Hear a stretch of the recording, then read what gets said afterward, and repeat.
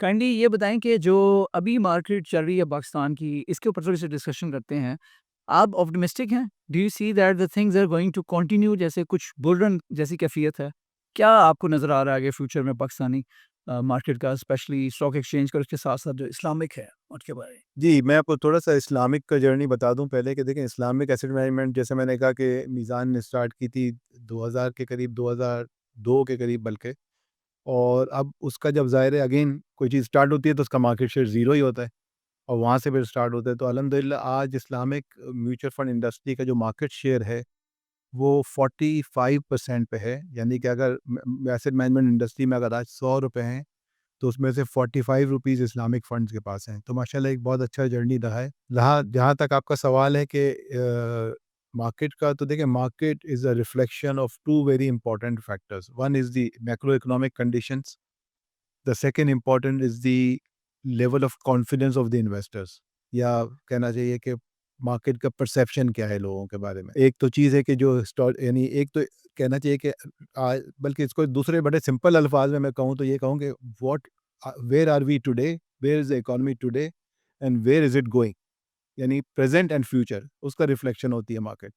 तो प्रेज़ेंट तो सबको नज़र आ रहा होता है कि प्रेज़ेंट जो आज मौजूद है, जैसे हमने देखा कि हमारे जो मैक्रो इकोनॉमिक इंडिकेटर्स हैं इकोनॉमी के माशाल्लाह पिछले 2 सालों में बहुत बेहतर हुए हैं।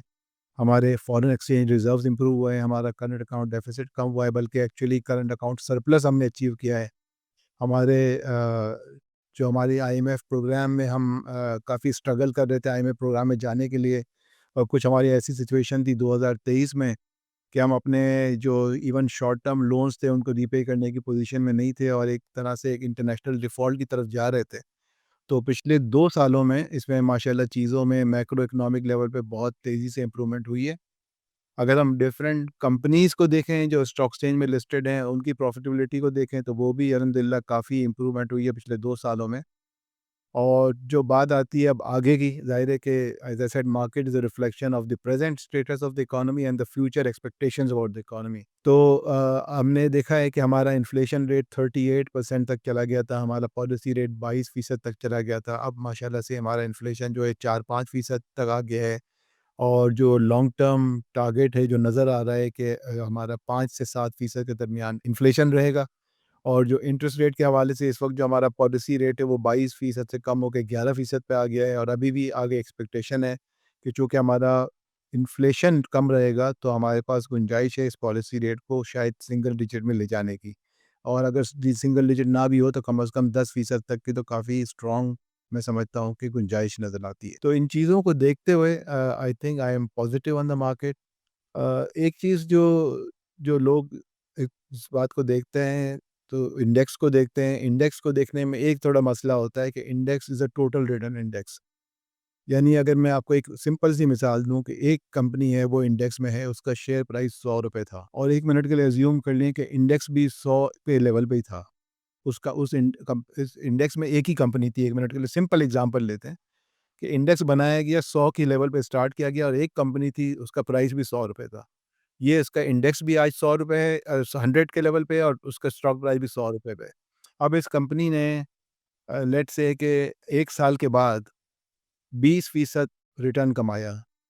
20% रिटर्न कमाया तो थ्योरेटिकली 20% रिटर्न के बाद ये ₹100 का स्टॉक प्राइस 120 पे हो जाएगा और अगर उसने डिविडेंड ₹10 दे दिया, तो स्टॉक प्राइस उसका ₹110 हो जाएगा और ₹10 का डिविडेंड होगा। तो 20% उसने कमाया। अब इस तरह से ये इंडेक्स जो है ना, जब इंडेक्स को जो कैलकुलेट किया जाता है उसका मैकेनिज़्म ये है कि वो इंडेक्स भी 100 से बढ़ के 120 पे आ जाएगा। तो इंडेक्स में ना सिर्फ कैपिटल गेन्स आते हैं बल्कि डिविडेंड इनकम भी आती है।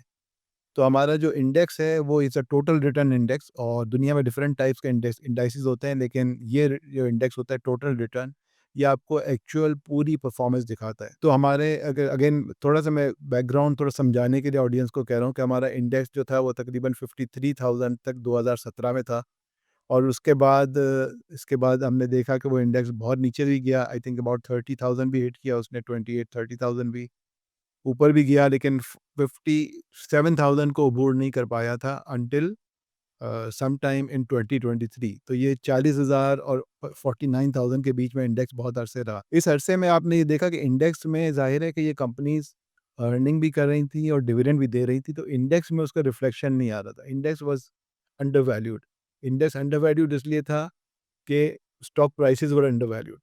अब वही हमें एक मिसाल लें कि अगर एक कंपनी है, उसकी ₹100 पे उसका स्टॉक प्राइस है और अगर वो हर साल वो ₹20 कमाती है, तो 5 साल में उसकी वैल्यू ज़ाहिर है डबल हो जानी चाहिए। ₹100 का शेयर वो ₹200 का हो जाना चाहिए क्योंकि उसके एसेट्स ₹200 हो गए। तो ये इस तरह से इंडेक्स में भी ज़ाहिर है ये एक गैप था। हमने देखा था कि मार्केट काफ़ी डिप्रेस थी। हमारा जो प्राइस अर्निंग मल्टीपल जो था वो तकरीबन 2.5x पे आ चुका था। अब माशाल्लाह से अब दोबारा से हम तकरीबन 8 के प्राइस अर्निंग मल्टीपल पे पहुंच चुके हैं और हमारी अगर लॉन्ग टर्म एवरेज देखी जाए पाकिस्तान की मार्केट की, तो 8 टू 9 है। अब हम ये सोचेंगे कि 2.5 सही थी या 8 टू 9 सही है, तो ना वो सही है ना ये सही है। इसका कोई पैमाना इस तरह का नहीं है। पैमाना इसका सिर्फ ये होता है कि आप ये देखेंगे कि इंटरनेशनली मार्केट्स किस लेवल पे ट्रेड करती हैं। तो अगर हम इंडियन मार्केट को देखें तो उसका प्राइस अर्निंग मल्टीपल तकरीबन मेरा ख्याल है 17 के करीब है इस वक्त। अगर हम यूएस की मार्केट देखें तो उनके मल्टीपल्स 20s और 30s में हैं। बहुत सारी कंपनीज जो टेक्नोलॉजी कंपनीज हैं वो तो 100 के मल्टीपल में भी ट्रेड करती हैं। तो ये जो प्राइस अर्निंग मल्टीपल जो होता है ये फ्यूचर एक्सपेक्टेशन के बेस पे होता है कि फ्यूचर में कितनी अर्निंग ग्रोथ जो है कंपनीज की देखी जा रही है।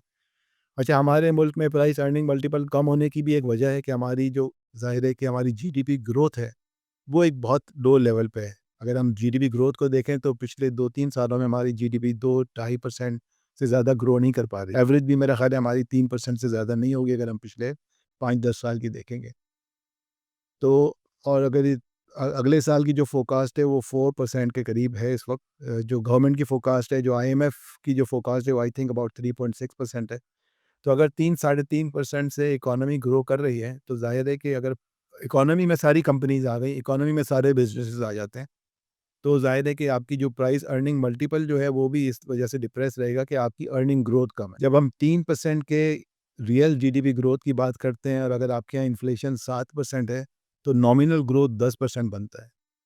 तो this is a parameter of the price earning multiple. और जैसा मैंने कहा कि ओवरऑल इस वक़्त देखा जाए इकॉनमी का, तो the present is looking bit good और फ्यूचर की एक्सपेक्टेशंस भी पॉजिटिव हैं। हमने देखा है कि ना सिर्फ हमारे आगे की प्रोजेक्शंस अच्छी हैं इकॉनमी के लिहाज से, बल्कि जो बिजनेस कॉन्फिड जो लोग कंज्यूमर कॉन्फिडेंस है, प्रोड्यूसर्स कॉन्फिडेंस के जो इंडेक्स आते हैं, वहाँ भी हमने देखा है कि पॉजिटिव अपटिक उसमें नज़र आ रहा है।